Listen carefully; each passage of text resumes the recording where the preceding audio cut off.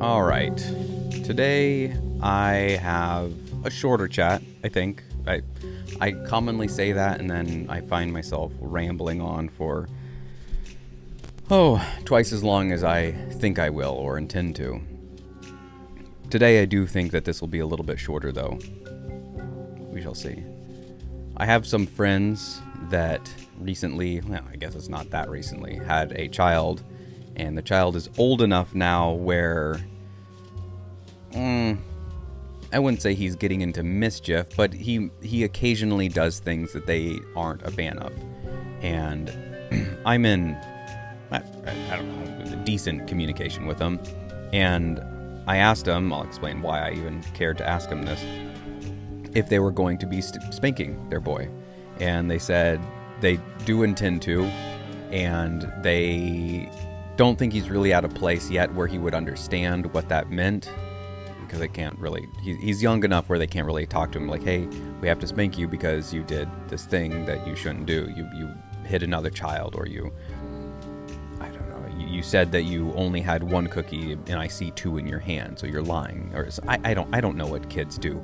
But because of Bitcoin, my wife and I have changed our no children ever stance. It's not that we didn't want children, we had just been in a position financially where it didn't make sense, and we thought that would never change. And so our policy, it's not a policy, it was just our kind of what we had come to was we're never going to have children. Well, after finding Bitcoin and going, oh, okay, there maybe is a way out of this fiat hamster wheel if Bitcoin does what it seems like it'll do, which is as long as Bitcoin exists and the world does what it has done for all time, then the value of Bitcoin will go up. That is unquestionable, undeniable. It has to go up. It cannot. The only way that couldn't happen is if many large, powerful countries got their economic systems under control and did not print more money, or did so at a drastically reduced rate. Like, if they're doing it at 100% now, printing, they would have to get it all the way down to 0.5% for it to matter, for that to be a big deal. I guess even 50% less would be a big deal. But at this point, there's so much money in the system that we don't need more of it. We have enough money in the system. They don't need to print anymore. That's not what today's talk is about. Talk is about how my wife and I learning about Bitcoin led to us. Well, this isn't really about the talk, but it's about what we have talked about. Finding about Bitcoin leading us down the path of, hey, maybe we can actually have children now, which has led us to discussions of what would that look like? How would we raise our children? What would we do? And one of the conversations that we've had is, how will we discipline our children? And I had been of the mindset for a long time that spanking was probably a thing that we would do, and it would be a good thing. And I think part of the reason that I thought that is because I hadn't really thought much and long about discipline. It was just, hey, that works. Child's doing something I don't like. Whack. Stop that. But after thinking about it, and I don't think things over in a quick, cursory way. If I think about it deep and talk about it and have conversations with my wife, and it is a process that is hours, days, sometimes weeks in the going. This was more of the hours and days side of thing. But I came to the conclusion that a parent will spank somebody because they can. That is the summation of what I have concluded. That is the totality of it. Now, we can pull that apart a little bit. So let's start with somebody that you wouldn't spank. You probably wouldn't spank your wife unless you're doing some kinky bedroom stuff and it's fun and it's considered whatever. Okay, fine, have at it. I'm talking about for discipline. And if you think, well, I'm not disciplining my wife. Okay, well, if you're not, then you're not doing something right. And you might think, whoa, hold on. You think that I should be disciplining my wife, Del? Do you think that? Yes, I do. Not the way that you might be hearing that, but I mean that in any form of behavior modifying coming from you of any degree at all. What I mean is, if your wife does something, she has a habit of doing something that you aren't a fan of, it annoys you, or it hurts you when she, like physically, not physically, emotionally, sorry. You feel that it makes fun of you whenever you do something. She chuckles, and she has some tendencies, whatever it is, that you aren't a fan of. If you have a good relationship, you're going to mention that to her. It's like, hey, whenever I come home and I tell you a story about work and you just go, oh, okay, can we talk about this later? And there's never a time later that you actually come back around and say, oh, will you tell me about that story? It just seems like you never want to hear about my day. Can we talk about that? Can I tell you about my day? What is that about? How come you always just like, how come you shut me down and then never come back around later? And she goes, oh, well, whenever you get home from work, you haven't really switched into home mode. And so the way that you speak to me when you get home from work, maybe I should have said something, but it's kind of, I don't know, it's a little bit rough, and it's not how you typically talk to me. And that's usually fine after about an hour, and I guess I get tied up with other things, and I think if it's an important story that he'll come back around to tell me, and you're going, well, no, you're the one that told me not to tell you because you didn't want to hear right then. You never explained why. I know, that's my fault. I should have said why. And then you never come back around, and I just assumed that because you told me not to. Like, you have this discussion. You come to some conclusion. You realize something about this person. You might go, well, that's not really disciplining her. Okay, fine. We won't use the word discipline. But it is modifying. It is correcting her behavior. It is changing it. This just recently happened, this very type of thing, not what I just told you, with my wife. Back when we were dating, maybe engaged. It wasn't for long after we were engaged, I don't think. My wife had, I don't know how, it wouldn't happen all the time, but I'm going to say 50% of the time. When I would tell her something about a customer that I worked with or had to deal with that it was really annoying, or maybe a driver that pulled in front of me, or something that I had a problem with, there was a chance, I'm going to say about 50% chance, a coin flip chance, that she would not take the side of the other person necessarily, but kind of play devil's advocate. So let's use the car example. Yeah, when I was coming home, I was coming down Market Street, and you know the curve where it goes around there? Yeah. Well, this guy just zipped right in front of me. He has a stop. I was coming, and I had to slam on my brakes. And she might, in that situation, in the past, this doesn't happen any longer. I'll explain that in a second. In the past, she might have gone, well, did you see? Maybe is it possible he was in a rush? Is it possible that he just didn't notice you, and you could have just been going a little bit slower to let him go through? And I'm thinking, when she would tell me these things, I'd be thinking, I'm sorry, why are we together? I'm telling you this because I want an ally. I want somebody to join me in this idiot bashing party right now, and to take my side, ride or die, gal to the end, no matter what. Doesn't matter what I'm telling you. You take my side, and then maybe down the road, once I've cooled off, or I'm not so enthralled or wrapped up with the emotion of the story, then possibly, depending, you come back around and be like, so hey, this is hours later, after I've eaten, maybe even another day. That story you told me the other day about the guy that was pulling, I'm just curious. And to be honest, I'm playing devil's advocate. It was in my head. I don't know why. It just jumped into my head. But did you consider you didn't mention how fast you were coming down the hill. Should you have been going slower? I don't think so. Maybe he just didn't see how fast you were. I was just thinking maybe he just didn't see how fast you were coming down the hill, and that's why he zipped out, and he didn't realize that you're going to have to slam on your brakes. Yeah, all right. Yeah, maybe. If that was how it played out, day later, hours later, doing the devil advocate thing, I'm fine with that. But when I am first telling you the story about the stupid customer that came up and oh my goodness, he could not figure out how to, I told him to tap his car and he would just kept on hitting the machine. I said, no, you have to lay it there. And so he was just like, oh, lay it here? Like, ugh. And he just started making fun. Like, I don't even know what the problem was. And she might, again, not happens anymore. Well, maybe he's just having a bad day. I don't care. I don't care if he had a bad day. I'm telling you about how this guy made my day a little bit worse, a little bit not as good, made me have a bad day.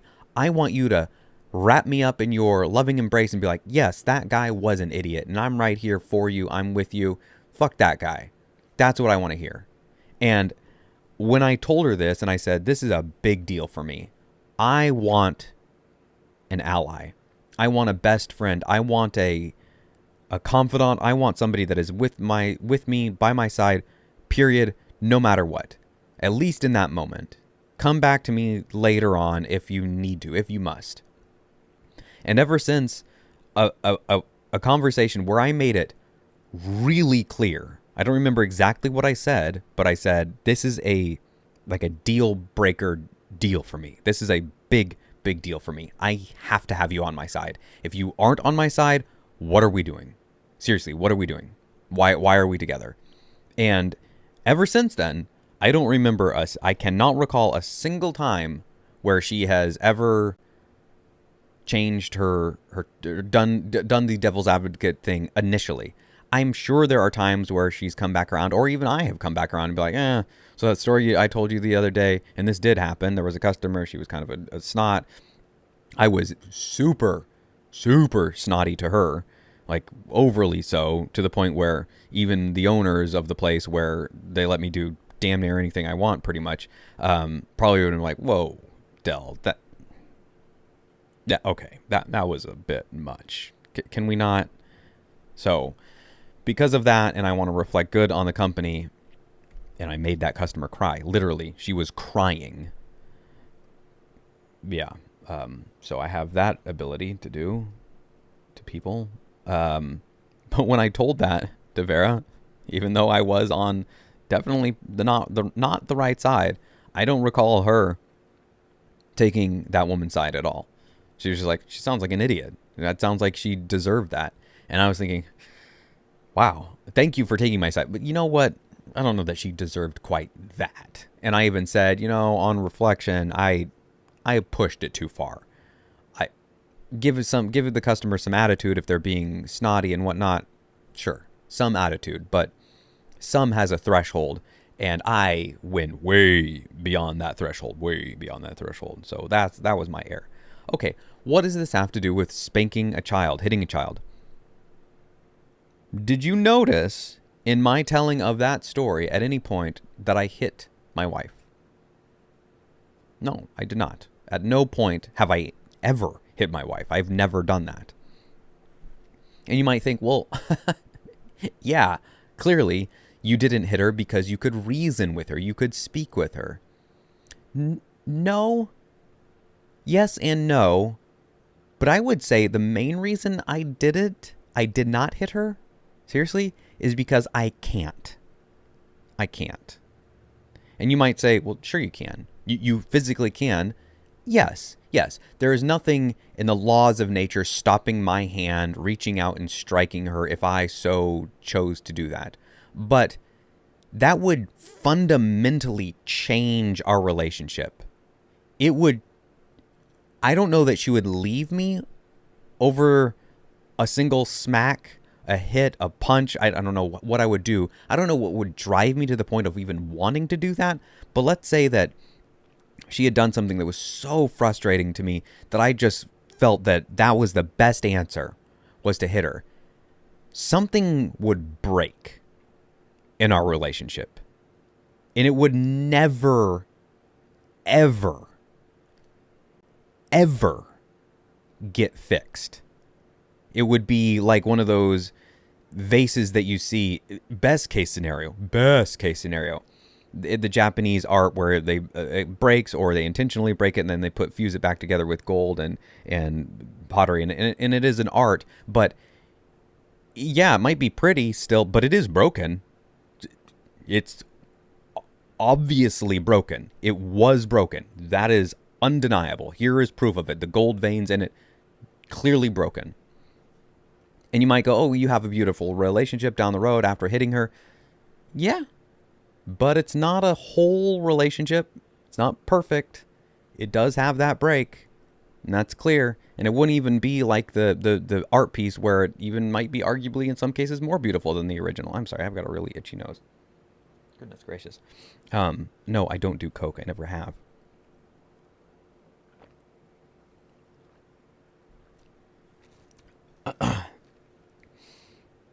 But I can't hit my wife and not have it change our relationship permanently. Forever. Just forever. There would be some piece of her, no matter how much I apologize, no matter how well I did right by her, no matter how good of a guy I was, there would always be a part of her that remembered that I hit her. Always. And she would think a little bit less of me because of that. And she might think that I was so great and how much I'd learned and how I was so much a better person because of all the progress that I'd made from that time and how I'm just so nice. And yeah, that's great, but he did still hit me that one time. That did happen. And if it did happen that one time, every indication that he's ever given me since says he wouldn't, but I know it's in him somewhere. It was in him somewhere. I don't think it's in there anymore. But I didn't think it was there in the first place. I wouldn't have been with him for as long as I was if I initially thought, oh, this is a guy that will hit me. Oh, that's definitely what I'm going to sign up for. So the reason I don't hit my wife is because I can't. And I don't want to. I guess that's a big reason too. I've never had a desire to hit her. There maybe have been 2 times, like 1 or 2, no more than 3 that I've ever been so frustrated that the thought has even popped into my head. Just like, please stop being this way in this moment. But when the thought has popped into my head, I run away from it with utter revulsion. I was raised, you never, ever, ever hit a woman. For one, so that's part of it. But 2, I don't want to strike her. I really don't want to because of what that would do to our relationship. Now, there was one time where we got into a bit of a wrestling match. We'd both had a couple of beers, and I don't know how it happened, but she was saying, oh, I could beat you in a fight. And I was saying, no, you can't. You can't. You will never beat me in a fight, assuming I don't befall some terrible ailment or lose both my arms or something. But no. And she's like, no, I really could. And I said, do you want to see how this would go? And so we were horsing around a little bit, and then she started to actually put on some strength. And I just was like, all right, fuck this. And I just went full ape mode, grabbed her by the throat. I did this because I didn't know better, and just started squeezing. And she's like, oh, God. And she's like, and like shook my arms, and I let go, and she's like, what the fuck just happened? I said, you can't beat me. It's not like I wanted to do that. I've never like been, ooh, I'm so happy that I can grab you by the throat here, which is what led us to taking jiu-jitsu. We're like, oh, maybe we should learn some stuff. And actually, it was actually before we got to that point, the couple minutes beforehand, it was actually fun to wrestle around it. It was a lot of fun. And when we've rolled together and done jiu-jitsu, it's been a blast being competitive, but also, I guess, borderline sexual in a very small way, and not being worried about that because this is my wife, so I can grab her and not worry that my hand is going in certain places. Not that I'm using that to my advantage or something, like doing titty twisters or something bizarre, but it was fun and tiny bit sexual and exhilarating to do jiu-jitsu with my wife. And if we had a larger spot, we would do it more, and we have done it here. And it's really small confined, so we have to be really careful, and we put pillows in front of table edges and whatnot because there's a lot of things and sharp corners that we could split our head on. So we're often like, okay, stop, okay, turn this way, and then okay, we can roll a little bit more. So why do people hit their children? They do it because they can. They do it because they don't see the harm that it is doing to that relationship. They don't see that they are breaking something between you as the parent and that child every single time you do it. And if you don't think you are, then do you think that your child, your 1, your 2, your 5, your 6-year-old, is an idiot? If you won't hit your wife because you think that assuming you agree with me here, if you think that hitting your wife will break something about that relationship, then why won't it break something with your child's relationship with you? Why won't it? And if it will break something with your child and you, then why would you ever do it? I've heard from numerous people, admittedly all on podcasts, of people that went through tough childhoods. Oh, I'm a Navy SEAL and I was da-da-da-da. But what led me down that path was an abusive father. And you know, the day that he stopped hitting me was the day that I punched him back. Oh, there it is. Proof again that the father hit the son, did whatever for as long as he could. In that instance, it's not I can't because I don't worry. I'm worried about harming the relationship with my son. That went out the door years ago when he started doing it in the first place. Who cares? He doesn't give a crap about that. So it's to the next level. I'm doing it because I physically can. There's nothing physically stopping me, which is why men so easily are able to harm women in a domestic abuse situation, because usually men are stronger, bigger, larger. Now, that's not always the case. There are definitely cases where women are the aggressor. That has to be said. Like that does happen. And but the potential for serious bodily harm is more possible with a male as the aggressor than a female as the aggressor.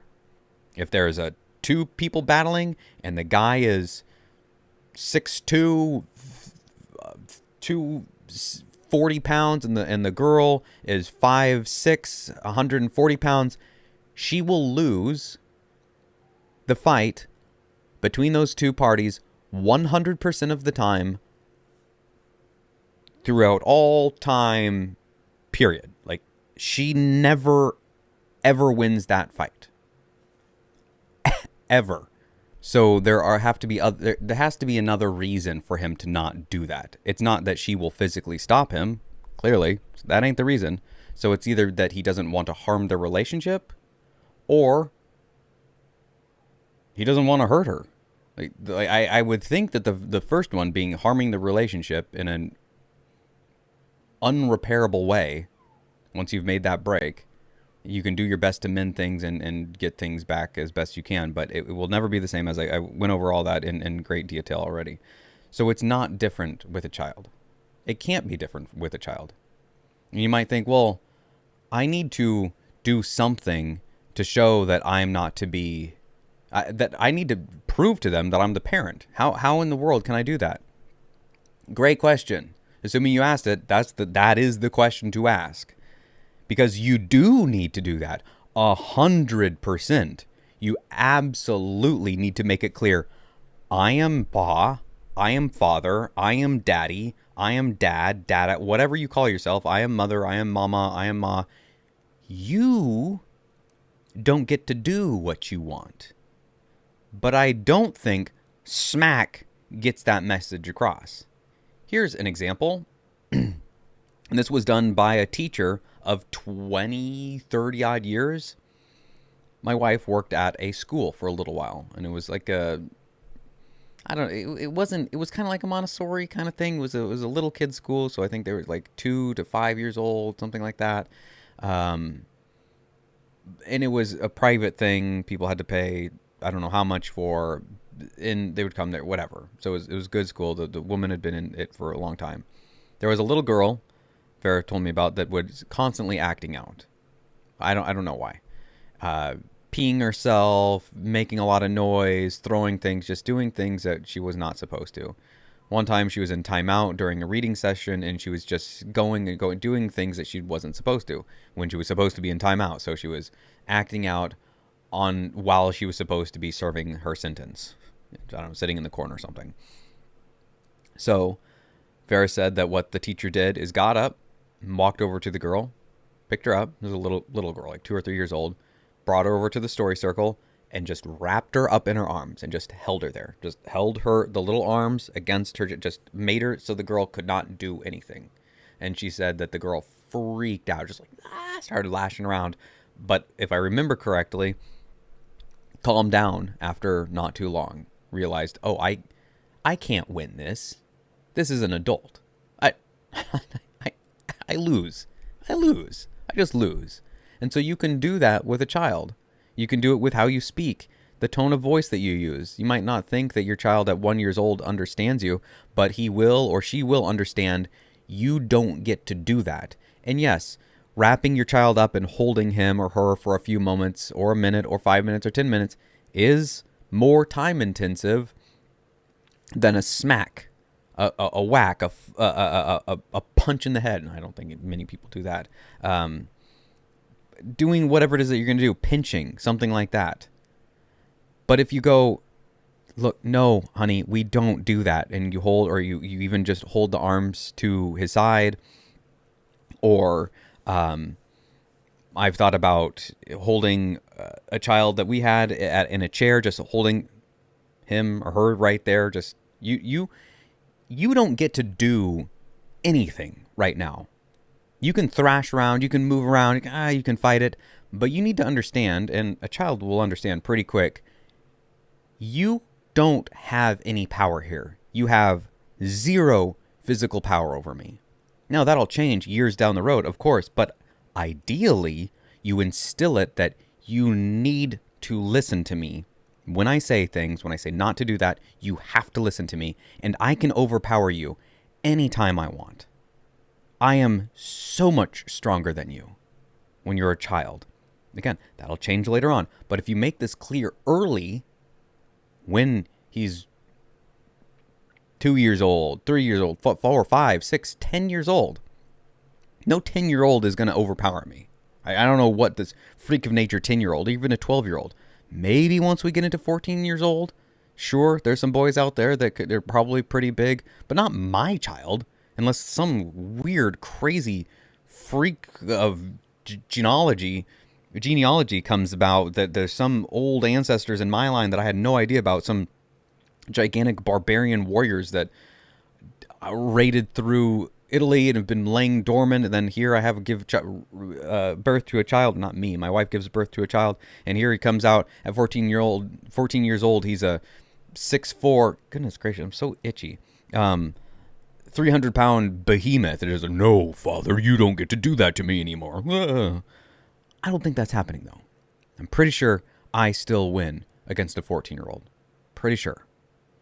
Admittedly, I'm in my mid-50s at that point, so maybe not. I don't know, but I think I still win. I really think I do. Probably against a girl, certainly, at that age. Probably even until she's maybe into her 30s, possibly, maybe. I'm 70 at that point, maybe. I don't know, but I don't need to be disciplining my child into her 30s. That should be pretty much wrapped up about the time we're 8 or 10. Wait, honestly, if you haven't made it clear to your child somewhere before the age of 8 that what I say is law, then you've missed something. Like, something went wrong. Like, if you're still trying to instill that lesson at around 10 years old, something went wrong.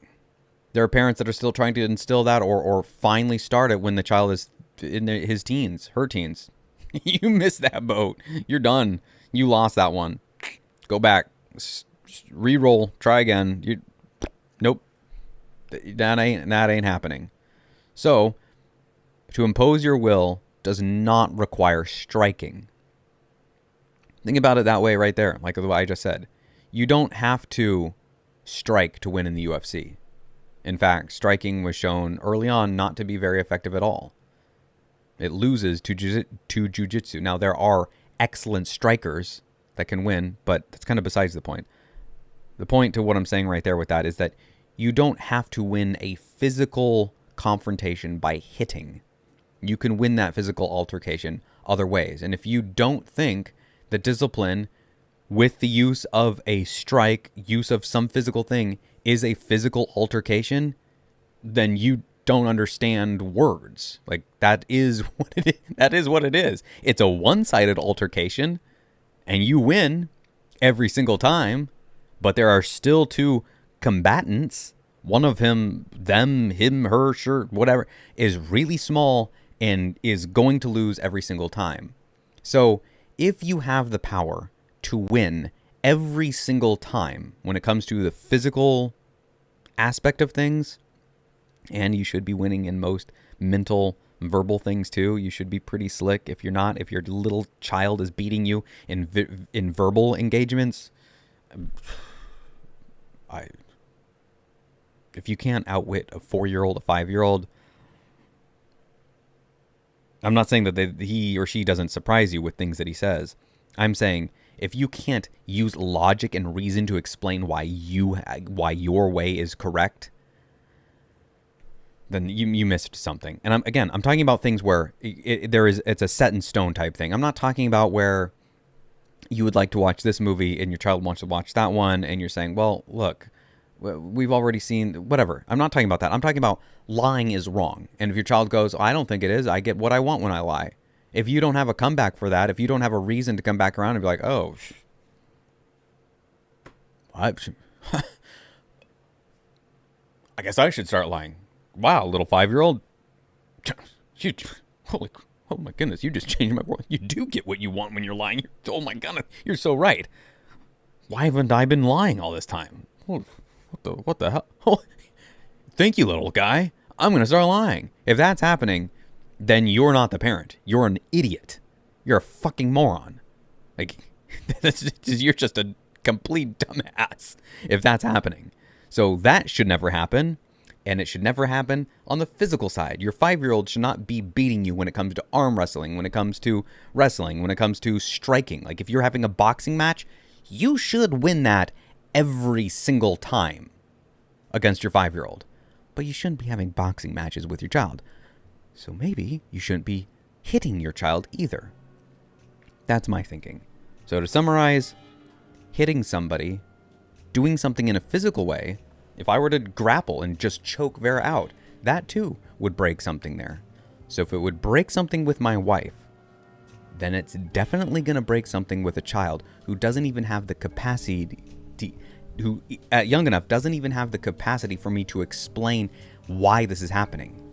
If I struck my wife, I could at least explain to her, speak to her and say, you just made me so frustrated that I should not have done that, but that is why I did that. And she could then go, I see that you were super frustrated, and I now understand why you struck me, and I don't like that you did that, but we are having this dialogue. We have this form of this ability to communicate. That doesn't exist with a child young enough.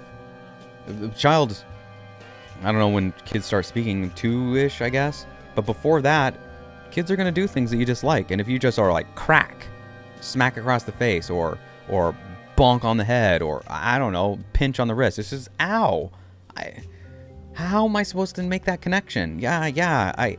You could make the argument that if you do it immediately right after, that I suppose there's almost an argument to be made there, but the downsides to what's happening are too numerous for me to just go, well, yes, you made the point that screaming results in you pinching the child's hand, just a real nasty pinch on the back of the hand. So every time that scream happens, pinch on the back of the hand. Okay, but you could also just put your hand over the mouth. Scream. You can breathe through your nose, but you're not doing that with your mouth right now. I am holding you shut. No screaming. No screaming. Nope. Do you want to talk? That okay? You want water? Okay. Yes, you can have water, but you need to say that. You say, "Pa, water." That's fine. Screaming? No, never screaming. Okay, I'm sorry. They forget. Wait, next week. Immediately, just.